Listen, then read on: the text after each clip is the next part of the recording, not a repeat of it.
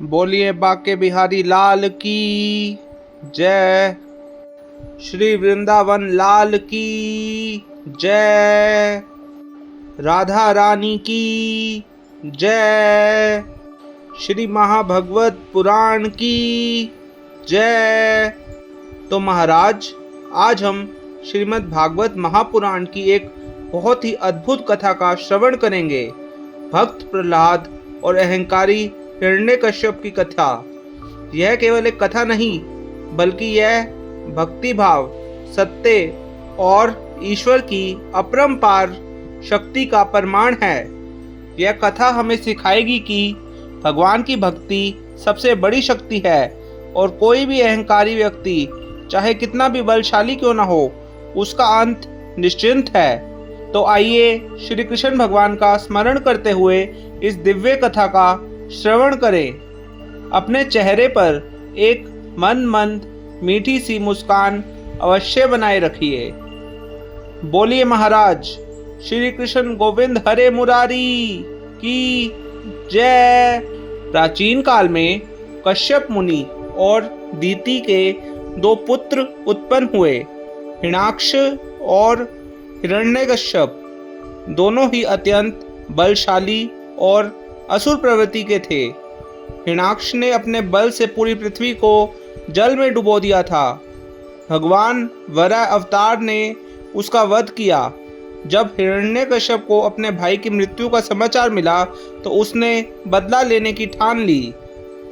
हिरण्यकश्यप ने ब्रह्मा जी को प्रसन्न करने के लिए घोर तपस्या की। उसने हजारों वर्षों तक कठोर तप किया। उसकी तपस्या इतनी प्रबल थी कि देवता तक भयभीत हो गए।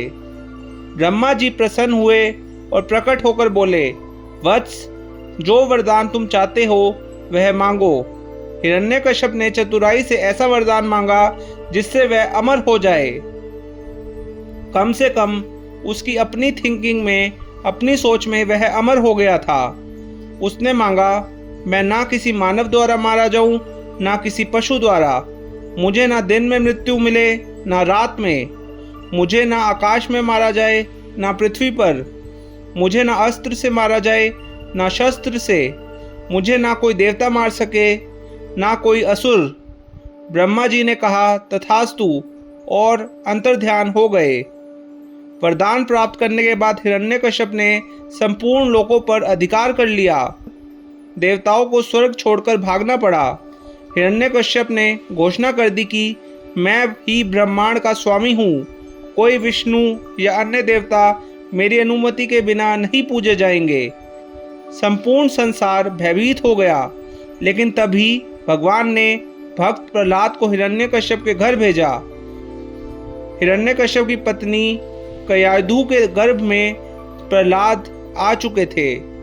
जब प्रहलाद अपनी माँ की कोख में ही थे, तब नारद मुनि ने उन्हें भगवान विष्णु की भक्ति का ज्ञान दिया।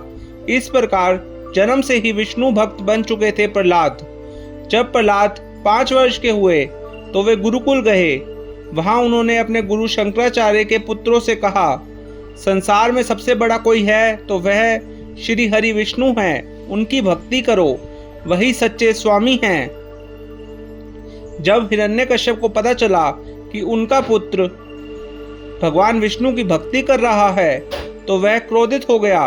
उसने प्रहलाद को समझाने का प्रयास किया, लेकिन प्रहलाद ने उत्तर दिया, पिताश्री, आप चाहे कितने भी बलशाली हों, परमेश्वर विष्णु के बिना कुछ भी संभव नहीं है। वे ही सृष्टि के रक्षक हैं।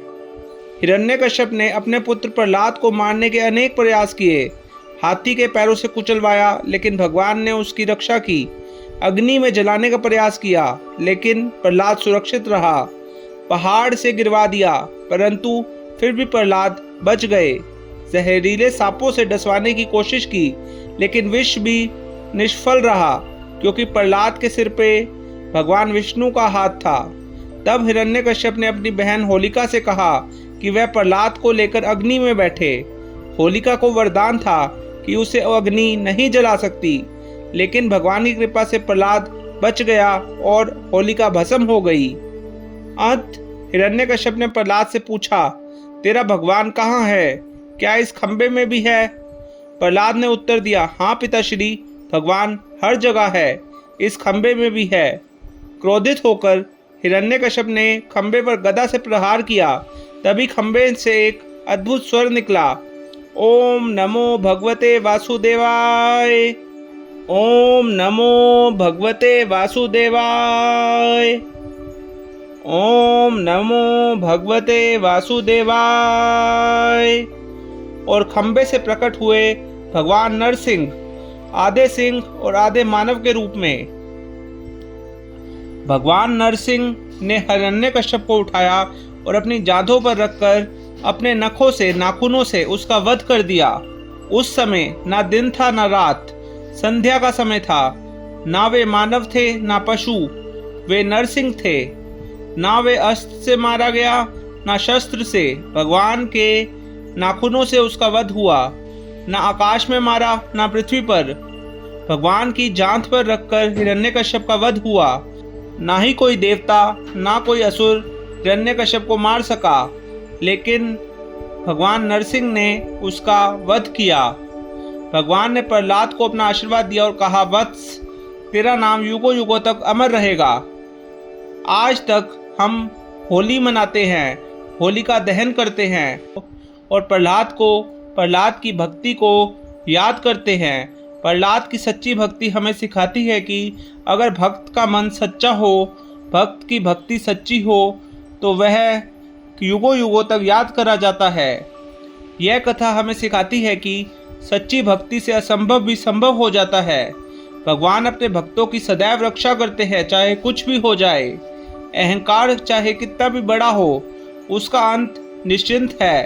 श्री हरि सदा धर्म की रक्षा करते हैं, चाहे उन्हें धर्म की रक्षा के लिए नया अवतार ही क्यों न लेना पड़े। और देखिए किस तरह से भगवान ने अपने एक भक्त की रक्षा करने के लिए अपना नया अवतार लिया। भगवान ने धरती पर अवतार लेकर अपने भक्त प्रहलाद की रक्षा की। महाराज, इस कथा का श्रवण करने से हमें यह शिक्षा मिलती है कि ईश्वर में अटूट विश्वास और भक्ति ही सबसे बड़ी शक्ति है। बोलिए श्री कृष्ण गोविंद हरे मुरारी की जय, श्री हरि की जय, श्री नरसिंह भगवान की जय, भक्त प्रहलाद की जय, नरसिंह भगवान की जय, भक्त प्रहलाद की जय।